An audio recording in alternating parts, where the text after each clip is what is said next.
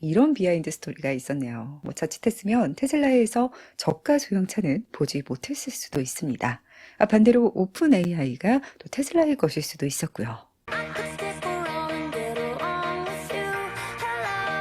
그동안 일론 머스크의 생애나 업적을 다룬 책들이 많았지만 유일하게 일론 머스크가 공개적으로 인정했다는 유명 전기작가 월터 아이작슨의 신작 일론 머스크가 이번 주 공식 판매를 시작합니다. 신작 출시 전에 홍보를 위해서 의뢰 그렇듯이 최근 저자는 몇몇 언론사에 이 책의 내용 중 일부를 공유했는데요. 여기에는 그동안 알려지지 않았던 테슬라 차세대 플랫폼, 즉 로봇택시와 소형 저가차에 대한 새로운 정보, 그리고 인공지능 관련 비하인드 스토리도 담겨 있었습니다. 제가 여기에 최근 연관된 뉴스들도 더해서 정리를 해봤는데요. 약간의 신작 프리뷰로 들어주시면 될 것 같아요.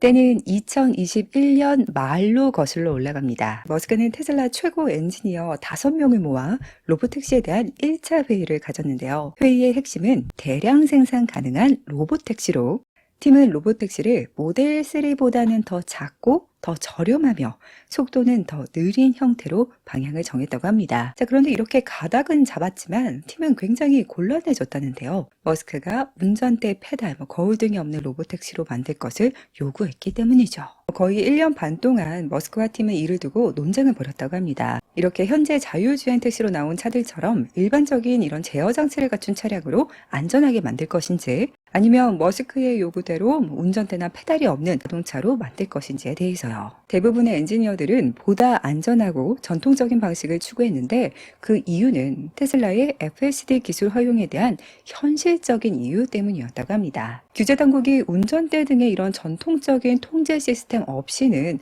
자율주행차를 승인하지 않을 수가 있고 만약 FSD가 엄격한 안전 기준에 의해서 미국에서 안전성이 입증되더라도 이 세계 각국에서 테슬라의 FSD 기술을 좀 가까운 미래에는 채택할 가능성이 없다는 결론을 내렸기 때문이죠. 이 같은 이유로 팀들이 반대했지만 우리 또 머스크가 어떤 성격인지 알잖아요. 머스크는 이 결정에 대한 책임은 저에게 있습니다 라며 단호한 입장을 취했다고 합니다. 문제가 생기면 제 잘못입니다. 하지만 우리는 중간쯤에 이렇게 운전대 달린 일반 차도 아니고 또 자율주행차도 아닌 애매모호한 자동차는 만들지 않을 것입니다.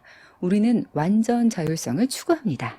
얼마나 완벽을 추구하는지 알 수 있죠. 머스크는 또 저자에게 자율주행차는 테슬라를 10조 달러 기업으로 만들 제품입니다. 사람들은 100년 뒤에 이 순간을 이야기하게 될 것입니다 라고 말했다고 합니다. 한 달 뒤 여전히 제어 장치가 없는 로봇택시에 대해서 좀 회의적이었던 팀은 이러한 로봇택시만을 고집하는 완고한 머스크를 설득할 스마트한 방법을 찾았다고 합니다. 테슬라 경영진과 합세하여 테슬라의 야심찬 성장 목표 2030년까지 연간 성장률 50%와 또 연간 2천만 대를 달성하려면 먼저 작고 저렴한 글로벌 자동차가 필요하다는 데이터를 머스크에게 제시했다고 해요.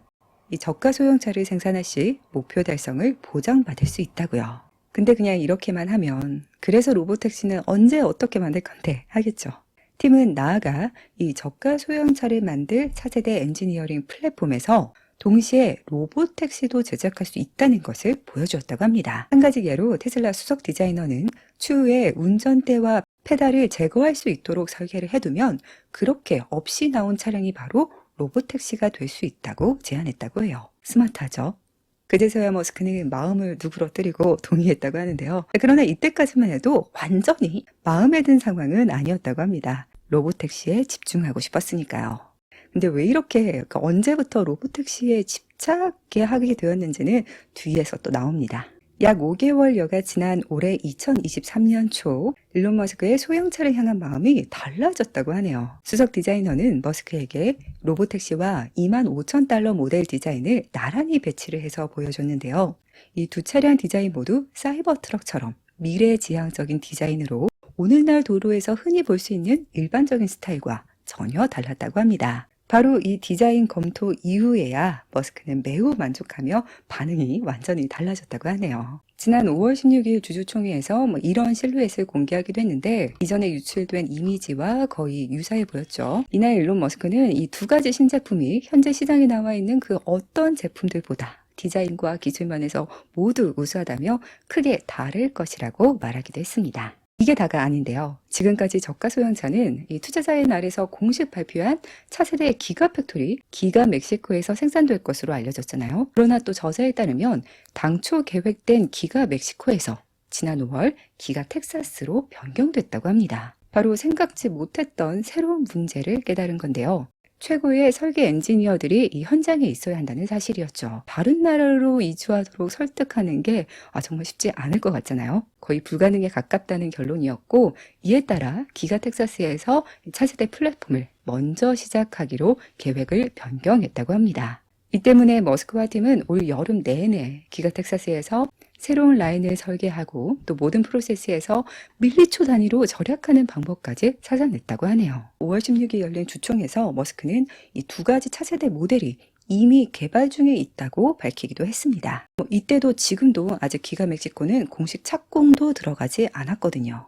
또한 6월 초에 나왔던 보도를 보면 기가 텍사스에서 2개의 추가 제조 라인을 완료하고 있다는 내용이 있긴 했거든요. 하나는 사이버 트럭용, 다른 하나는 뉴 모델 3를 위한 것으로 추측되었으나 지금 보니 저가 소형차를 위한 것이지 않을까라는 생각도 드네요. 그리고 불과 며칠 전인 지난 7일 테슬라가 기가 멕시코로 사업을 이전하려는 중국 공급업체에게 계획을 미루라고 했다는 익명의 정보가 나왔습니다. 기가 텍사스에서 먼저 하기로 결정을 해서 지연시켰다기보다는 멕시코 현지 허가 신청 절차에 따른 것일 가능성이 높고요. 또 이 멕시코 신청 절차를 기반으로 한 분석에서는 초기 생산 시작이 최대 2027년까지로 지연될 수 있다는 분석도 나왔습니다.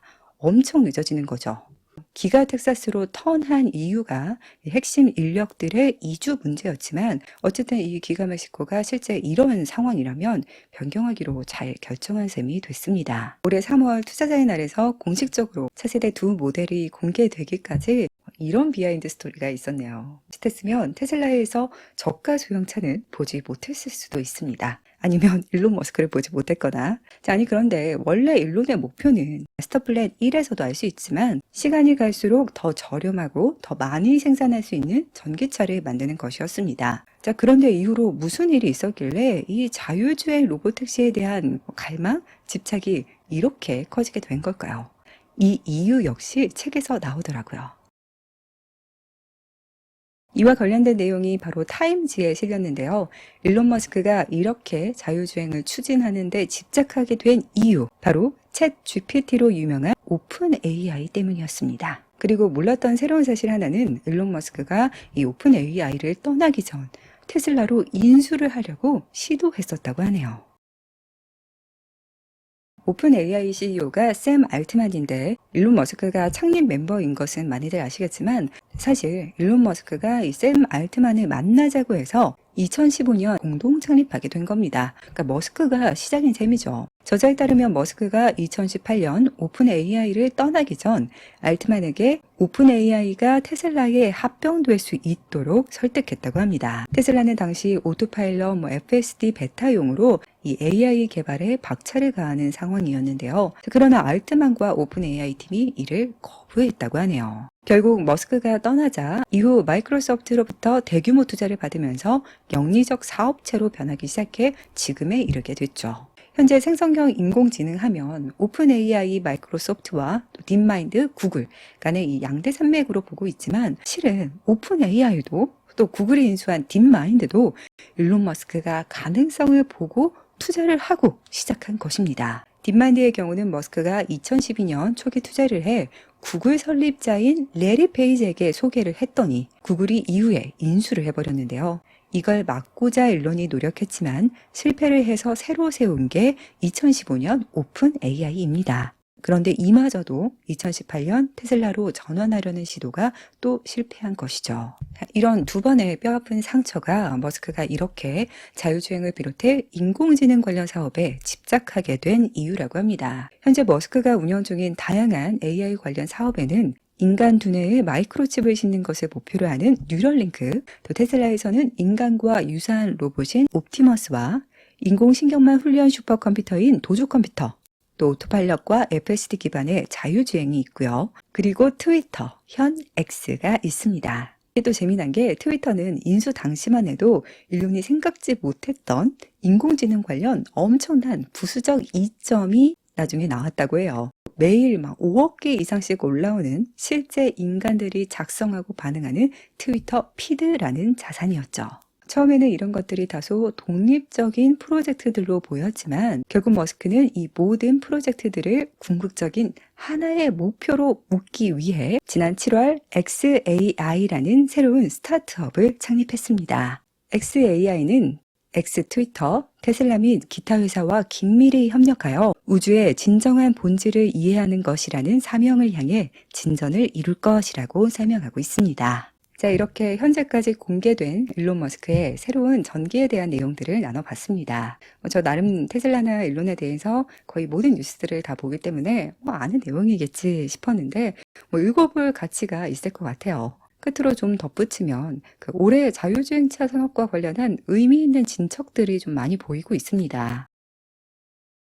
현재 테슬라 및 타사들의 자율주행 진척 상황, 그리고 각국의 규제가 어디까지 풀렸는지 등에 대해서는 따로 또 준비가 되는 대로 가지고 올게요. 책이 당장 2, 3일 뒤에 출간이라 또 준비하고 있던 테슬라 충전 2편이나 사이버트럭 제쳐두고 먼저 다루게 됐는데 끝까지 봐주신 분들 너무너무 감사드리고요. 다음 편도 기다려주세요.